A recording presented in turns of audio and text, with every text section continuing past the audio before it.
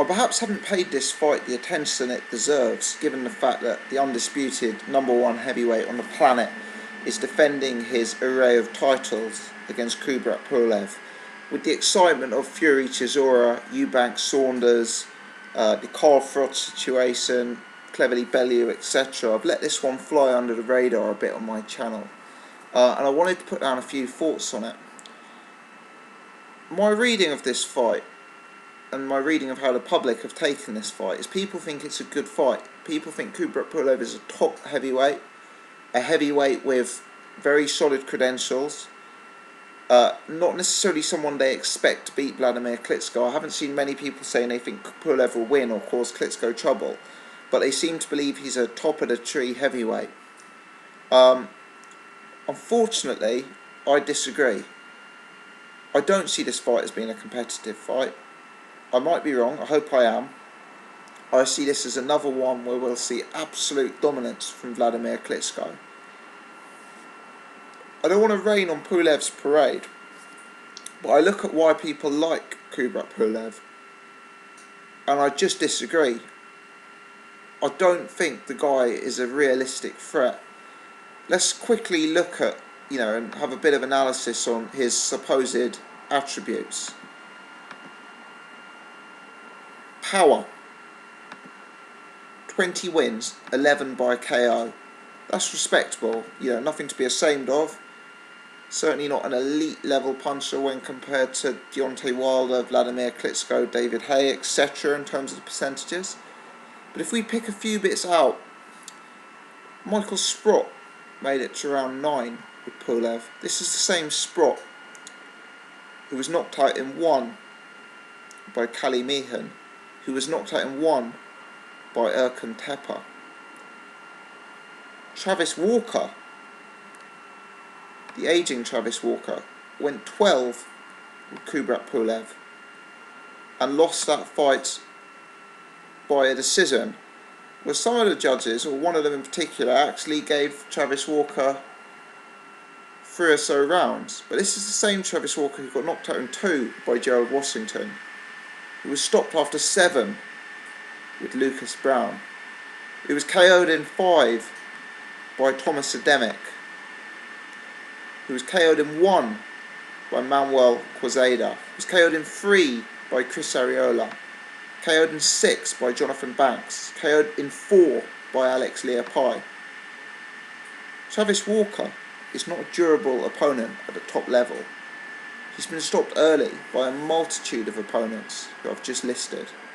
Yet, he went 12 with Kubrat Pulev. To me, that's an indication the guy isn't an elite level puncher. Now, Wladimir Klitschko, one of the biggest sort of jibes and weaknesses people attribute to him is his chin. If you're going to beat Klitschko, one of the things you need to bring to the table is punching power. And I'm not sure at the very elite level of the heavyweight division Kubrat Pulev brings that. If we look at the top tier heavyweights, Klitschko, Wilder, Stiverne, Povetkin, Haye, these are all guys who I would say hit harder than Pulev. In my opinion, he's the weakest puncher in terms of all of those guys, and I think you're going to need to bring more than that in terms of worrying Wladimir Klitschko. Second observation on Pulev is he fights at times at quite a leisurely pace. He doesn't rush his opponents. He uses distance, he uses range, he uses his size. He's a 6'4", 6'5" guy. He's bigger than most of his opponents. He keeps distance and he uses a jab. What surprised me is when I rewatched the Sprott fight. In the early rounds, Sprott wasn't rushed at all. You'd think Sprott would be well out of his depth against Kubrat Pulev. Let's not forget, Sprott is a guy who's lost 20 odd times. But Sprott was able to fight at his own pace. He was not hurried. He was not made to work by Pulev. Pulev stood off him, sort of fought defensively minded. Now with Wladimir Klitschko, Kubrat Pulev isn't going to have the height and size advantage that he had against Sprott. He's not going to be allowed to stand there and wait for things to develop. Because if he does, Klitschko's just going to jab his head off all evening. Klitschko's a bigger man. Klitschko's a rangier man. If you're not an elite level puncher, how are you going to ask the questions of Wladamir Klitschko? Are you going to get inside? Well, I don't think Kubrat Pulev's going to do that. We've seen Klitschko, quell the inside attacks of fighters such as Povetkin. Surely if he can deal with Povetkin's inside attack, he'll likely deal with Pulev's. A lot is made of Kubrat Pulev's jab, and it is an effective weapon. We've seen him in against big guys, Dimitrenko, Ustinov, big guys, and he's used his jab effectively. His jab is good, but Wladamir Klitschko possibly has the best jab of all. And I think if it comes down to a battle of the jabs, Klitschko wins. Kubrat Pulev isn't going to be able to out-jab Klitschko. I don't see him fighting effectively on the inside against Klitschko. I don't see him having the punching power to upset Klitschko. With someone like a Deontay Wilder or a David Haye, there's always the opportunity they can land a big punch that changes the game. I don't think Kubrat Pulev brings that to the table. To me, he's not powerful enough. He's too slow paced. He doesn't have the size.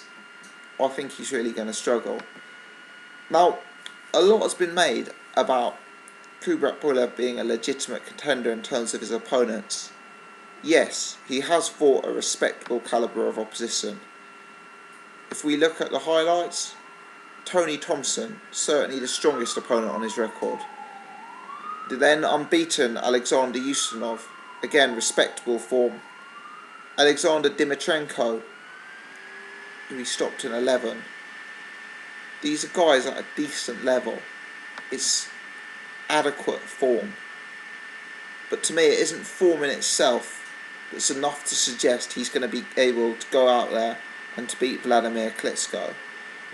Of those guys, who would you genuinely consider a top 10 fighter? Tony Thompson perhaps? But if so, Tony Thompson very much the gatekeeper, rank number 10, rank number 9.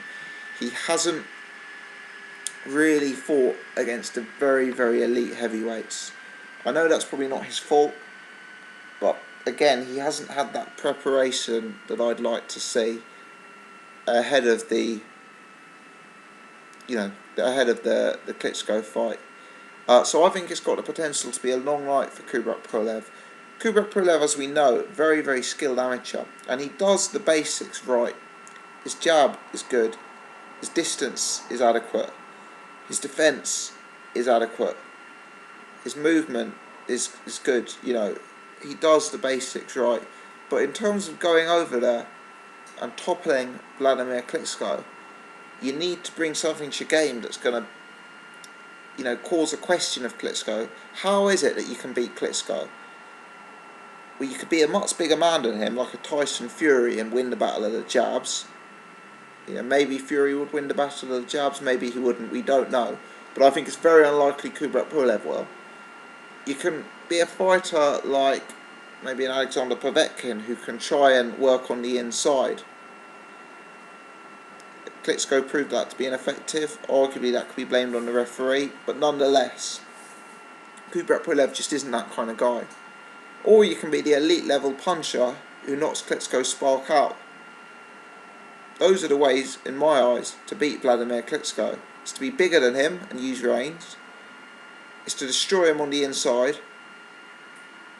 Or it's to knock him out with elite level punching power. To my eyes, Kubrat Pulev does none of those things. He does the basics well, but if he fights at that slow pace, if he sort of throws his jab and doesn't bring a B-side plan, he's going to be kept at range by Klitschko. He's going to be peppered with the 1-2, and it's going to be another uncompetitive fight. I'm surprised if this one goes the distance. I'm interested to hear people's thoughts. I know there's a lot of people out there who really rate Kubrat Pulev. I'm interested to hear why you disagree with me, or if you're on my side and you think that Wladamir Klitschko is going to be dominant yet again. Thanks for watching.